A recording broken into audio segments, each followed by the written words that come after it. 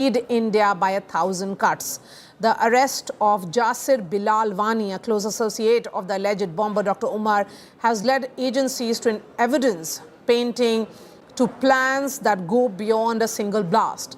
And according to the probe, the group was exploring Hamas-style tactics, including the use of drones fitted with explosives and improvised rocket-style attacks. Amidst this, a chilling video of Dr. Death has been accessed by India Today, in which he's heard attempting to persuade would-be suicide bombers using reverse psychology and classic indoctrination methods to influence potential recruits. He also refers to his aide Jasir Wani in the video, who had backed out of becoming a suicide bomber, saying that such acts go against Islam. We will discuss indoctrination and the wider plot in NewsTrack in just a few minutes. But first up, let's take a look at this report.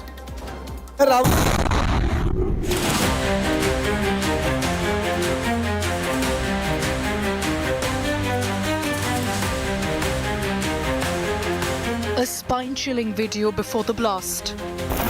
The intentions of Dr. Umar crystal clear. Idea of suicide bombing explained. India Today, the first channel to bring you this video of the Delhi suicide bomber. Speaking in fluent English, Dr. Umar refers to the concept and idea of suicide bombing. The calm and composed posture of Umar showcased the carefully planned sinister plot. This video was recorded after close aide Jasir refused to become the suicide bomber, calling death by fire haram in Islam. It is being alleged that accused Umar Nabi made this video for radicalizing individuals to become suicide bombers after one of his close aides, Danish, now arrested by the NIA, had backed out from becoming a suicide bomber on the claim that it was against the tenets of Islam. As NIA continues its probe in the Delhi blast case, another nefarious Bleed India plot has been unearthed. The close aide of bomber Dr. Umar, Jasir Wani, spilled the beans during grilling and revealed the triple-layer attack plan, which involved Hamas-like drone strikes and rocket attacks. The entire D6 operation that you saw that led to that deadly blast at the Red Fort on the 10th of November, taking now 14 confirmed lives, was a multi-layered operation. It was about carrying out series of blasts using drones as well in a Hamas-style operation, because now arrested Danish by NIA was the person who was to convert the drones using rockets and other devices to actually plan a mayhem. This was a multi-layered terror attack plan. When drone and rocket attacks did not succeed, the terrorists used a car bomb to carry out the attack on November 10th. Agencies are now probing this module's links and communication with Hamas and other terrorist organizations. With this terror module being busted by agencies, India faces a fresh threat and a new face of terrorism that's educated, radicalized and calculative. With Shreya Chatterjee, Bureau Report, India Today.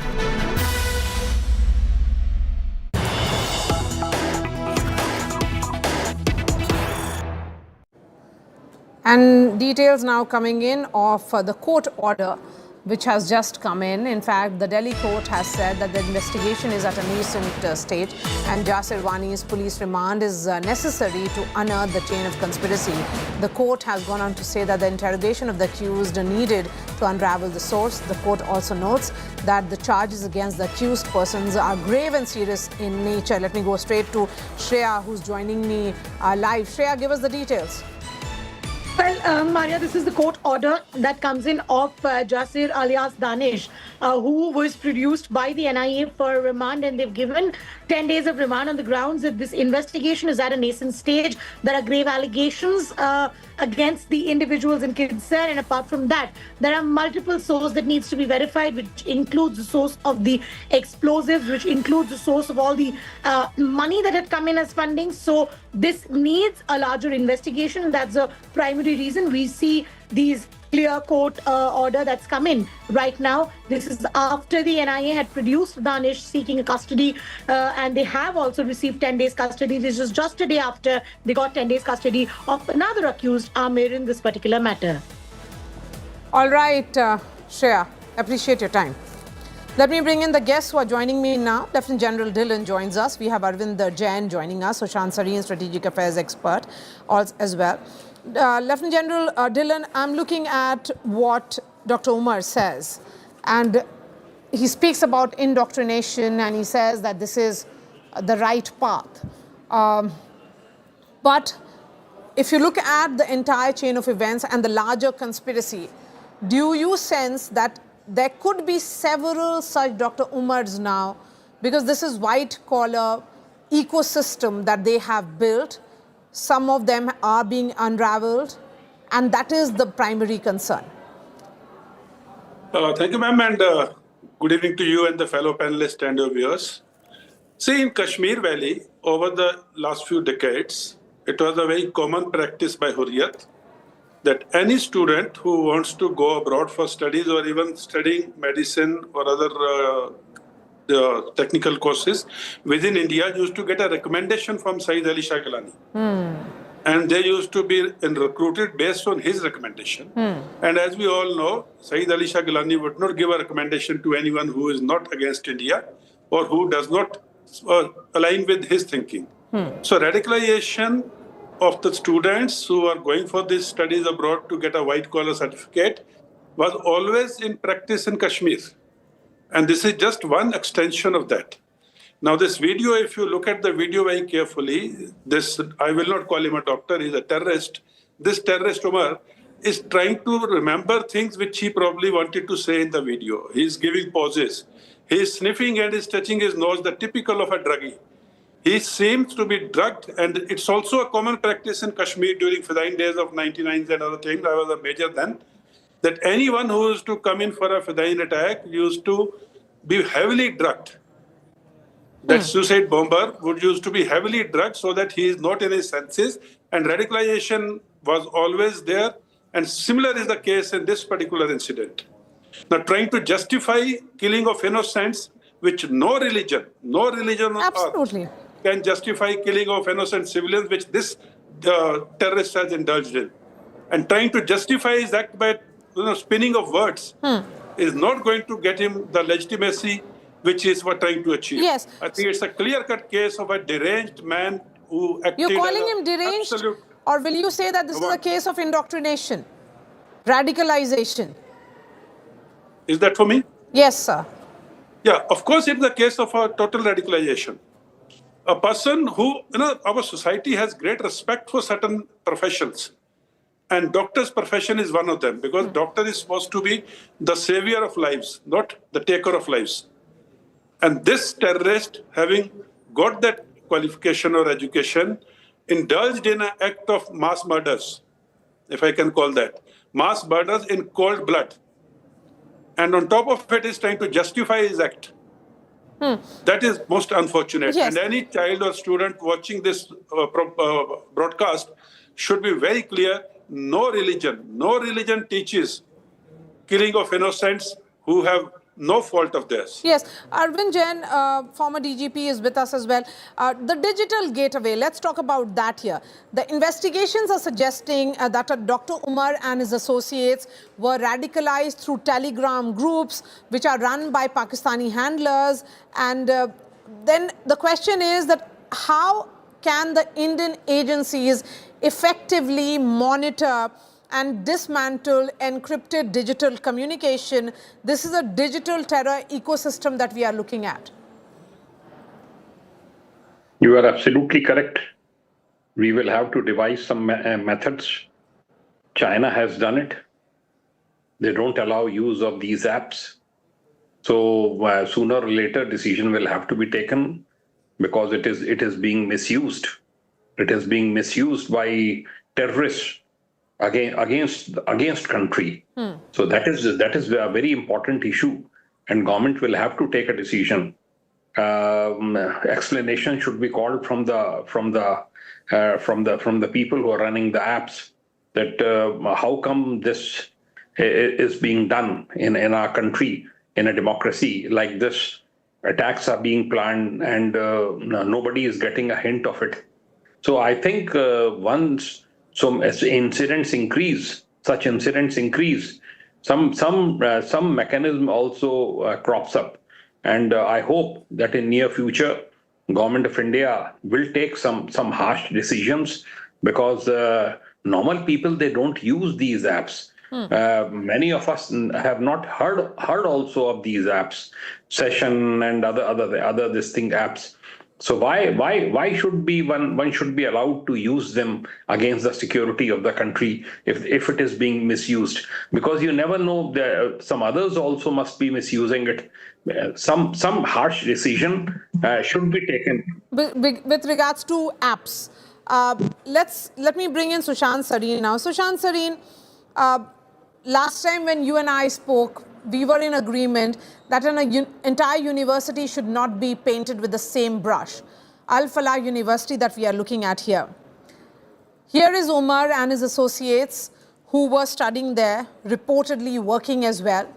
And this process of radicalization perhaps started much before that, and it continues.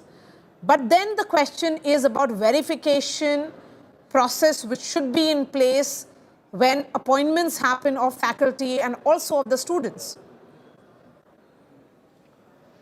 Marya, I think it's important to clarify the conversation which we had earlier.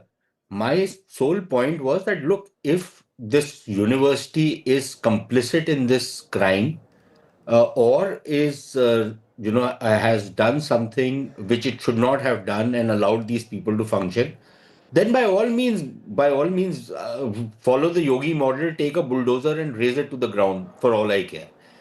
The problem is very often media, because of the exigencies of time and how the media is constructed, we start naming people, start naming universities, and, a kind of a lynch mob mentality comes about, which is what I was cautioning against. So if adequate evidence has been gathered that this university is in some ways involved in whatever has happened, by all means, I'm of the view, follow the Yogi model, take a bulldozer and raise it down.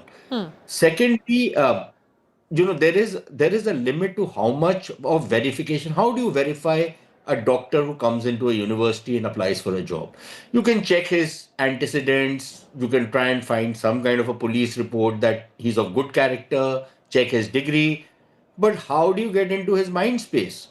Unless you have some kind of a big brother kind of an approach where you're constantly monitoring what a guy thinks, and that's easier impossible said to than do. done. I agree. Third, Yeah. I think on this entire app business, look, all these apps are not used only for nefarious activity. But yes, I think the government definitely, and I don't know why they've been soft peddling it, whether it is Twitter, which are more open apps, or it is apps like Signal or Telegram, etc., the government must have certain safeguards built into these apps so that they cannot be misused. And that has to be ensured before these apps are allowed to function in India. And if they're not ready to accept what the government wants them to do, then they should be banned from here. You banned Chinese apps, didn't you? What is the big problem in banning a Telegram or a Signal? The guys who are going to call you an undemocratic or, moving towards whatever damn title these damn institutions give you, they will give you anyways. So I don't think we should be bothered about that. Finally, on this particular video which has come out, ideally, Marya, I think this video should not be aired. It should be removed from air. We have removed this the guy. audio. We have removed the audio, Sushant Sareen. Yeah, Of but course, this too is late. very, yes. Too late. But Marya, my point is, now that it's out there, look, I agree with what General Dhillon is saying. up to a point. It's not his last testament. It's not a classical suicide bomber video. This is as though he's trying to record something to convince other people That's right. of the righteousness of suicide bombing, of finding some kind of a religious justification for suicide bombing. And this justification is actually, and you would understand this word, it's a kind of a bid'at within the religion. That's right. It's kind of an innovation which has been brought about by terrorist groups to justify their acts That of terrorism. reading in itself is wrong. That reading in itself is haram. Let's be clear. There cannot be no religion can justify killings of others. So this Marya, reading by Dr. Umar is a problem. Marya, the problem is that while I might agree with you on the face of it, but the fact of the matter remains that there are religious scholar after religious scholars within. And it's not just limited to Islam, it's in other religions. But since right now we are talking about Islam, there are religious scholars. After all, Abu Bakr al-Baghdadi of ISIS was a PhD in Islam. Now, certainly he knows more about Islam than you and I do. And he used Islamic tests to justify whatever that damn organization was doing, right? The point is that enough counter narratives have not been brought about by moderate voices. I agree. Yes. So I have just enough time for the final comments from General Dillon. General Dillon, here is Dr. Umar's family, which has expressed shock. But now let's talk about the role of what will be seen as sleeper cell operatives. What specifics can be done with regards to the local communities, the family units, because there are these messages, the subtle changes which begins to happen. If this is the state of mind of a doctor, then you can imagine this is the nature of his communication to others as well, all those he is interacting with. Yeah, Marya, absolutely. Firstly, I refuse to call him a doctor. He's a terrorist, sure. a terrorist. Now, having said that, no individual gets so radicalized to the extent of, laying down his own life for a cause which he believes in, but which is against his faith, technically. And if a radicalization of this nature has to happen, it happens over time. And the parents, the teachers, the friends will see the change in behavior. The behavioral change is visible. Only thing is someone has to notice it and then act upon it. But most of the time, having seen Kashmir society very closely, moment the child is out of Kashmir or studying in Delhi or Faridabad or wherever, they always say, "Bacha to bahar hai, bacha to bahar hai." The bacha bahar hai does not take away your responsibility as a parent to understand what the child is indulging in, who is he dealing with, who is he living with, sitting with, and what type of indoctrination. But how can parents monitor all the movements? That doesn't happen. Yeah, parent does not monitor all the moments, but we all have been parents, we all have been kids. Parents do monitor with whom we go out, with whom we sit. Hamara dost ko hum baat kisse karte hain. Once in a while, checking all these things is a done thing. But having said all this, this indoctrination by sleeper cells is a Jaish-e-Mohammed model. This Maulvi Irfan, who was, a male nurse. Now, if this type of a person with this type of, his background can indoctrinate the doctors, then you can imagine the type of cells which are operating in the society, in our universities, in our outer space. Yes. So we must be very, very clear and as alert citizens. Yes. So we should when always you say alert be watchful of our environment. Alert citizens, Arvind Jain, how alert can you be if your son here is a doctor, a qualified doctor, a working professional, then how can parents monitor him? This is indoctrination which perhaps began during his college years, and he continues to do that, and then he takes this step. No, parents come to know. I don't agree with this. Parents come to know. You talk to your children, whether they are studying in an engineering college or in a university. You keep on talking to them. You can find the behavioral change, and you can talk to the people, his friends, and discuss it as to what is wrong with the person. children come home also for vacations. You can detect the behavioral change, and it is the duty of the parents, it is the duty of the friends to check this kind of tendency in the children. And if such tendency is not checked, it is going to be very suicidal for the society. Right.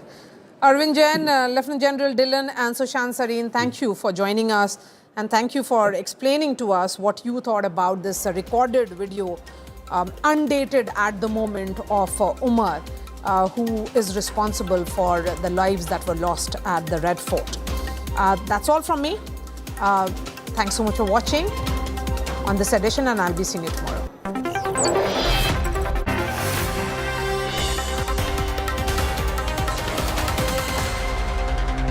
In the Delhi terror blast, and as the NIA probes deeper, investigators say they have uncovered what they describe as a broader plot to bleed India by 1,000 cuts.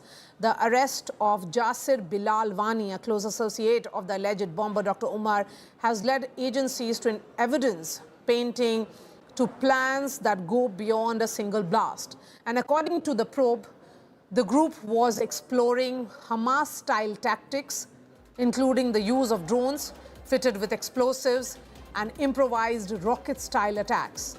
Amidst this, a chilling video of Dr. Death has been accessed by India Today, in which he's heard attempting to persuade would-be suicide bombers using reverse psychology and classic indoctrination methods to influence potential recruits. He also refers to his aide Jasir Wani in the video, who had backed out of becoming a suicide bomber, saying that such acts go against Islam. We will discuss indoctrination and the wider plot in NewsTrack in just a few minutes. But first up, let's take a look at this report.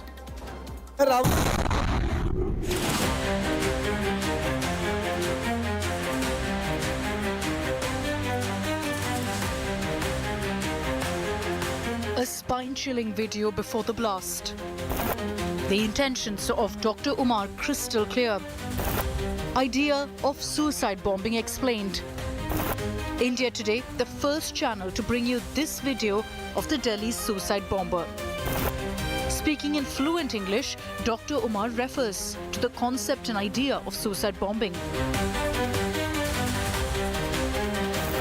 The calm and composed posture of Umar showcased the carefully planned sinister plot. This video was recorded after close aide Jasir refused to become the suicide bomber, calling death by fire haram in Islam. It is being alleged that accused Umar Nabi made this video for radicalizing individuals to become suicide bombers after one of his close aides, Danish, now arrested by the NIA, had backed out from becoming a suicide bomber on the claim that it was against the tenets of Islam.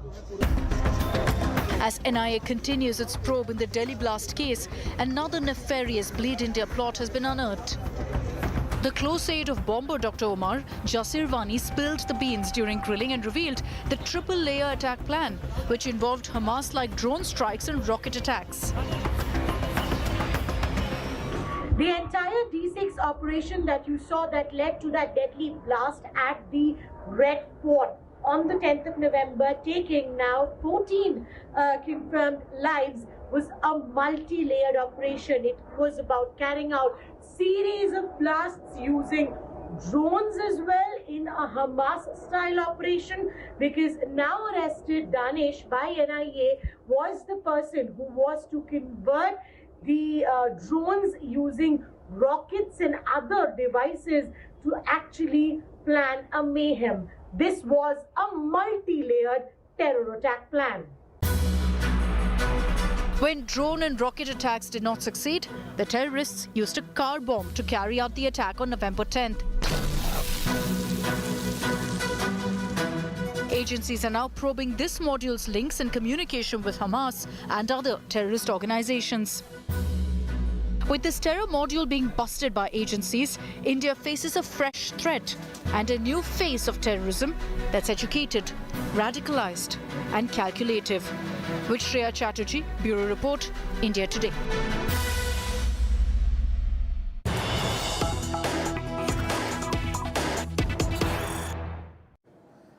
And details now coming in of the court order which has just come in. In fact, the Delhi court has said that the investigation is at a nascent stage and Jasir Wani's police remand is necessary to unearth the chain of conspiracy. The court has gone on to say that the interrogation of the accused needed to unravel the source. The court also notes that the charges against the accused persons are grave and serious in nature. Let me go straight to Shreya, who's joining me live. Shreya, give us the details. Well, Marya, this is the court order that comes in of Jasir alias Danish, who was produced by the NIA for remand, and they've given 10 days of remand on the grounds that this investigation is at a nascent stage. There are grave allegations against the individuals in concern, and apart from that, there are multiple sources that needs to be verified, which includes the source of model or terror groups has changed. Gone are the days when terror handlers targeted only young, poor or uneducated minds, when recruitment was limited to most marginalized pockets, or when engineering graduates were sought out to build IEDs. Now, in the Delhi explosion case, we've seen an entirely new pattern emerge. A major accused, including alleged bomber Umar Mohammed, are doctors. All of the major accused, in fact. Professionals who swore an oath to save lives, yet investigators say they were plotting to take them. So the question is, what pushed them down this path? How did minds trained for healing get radicalized for killing? This isn't the first time, remember, where medical professionals have been linked to extremist plots. The West has seen similar cases far many times. Analysts note that extremist groups exploit the fact that doctors move freely, attract less security and also enjoy public trust.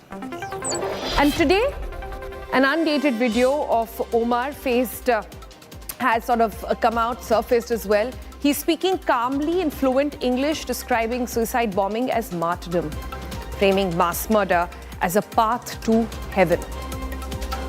So what transforms these individuals like Omar?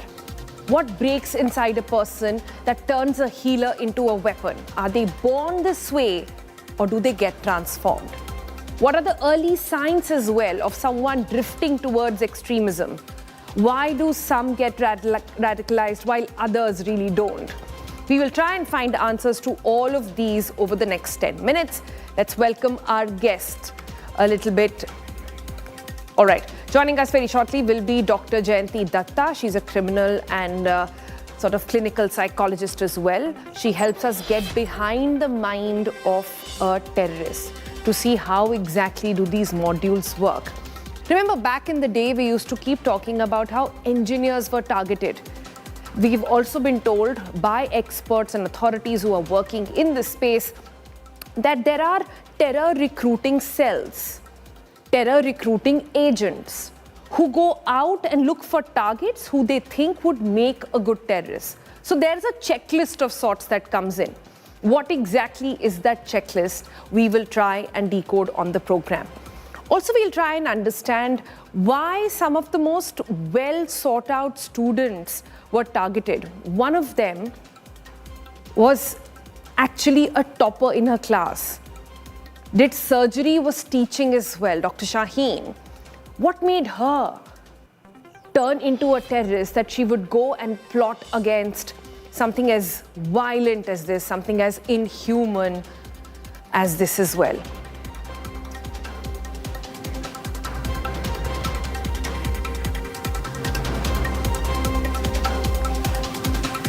All right, so we look into all those details as well. So what do you see on your screen right now? Those are some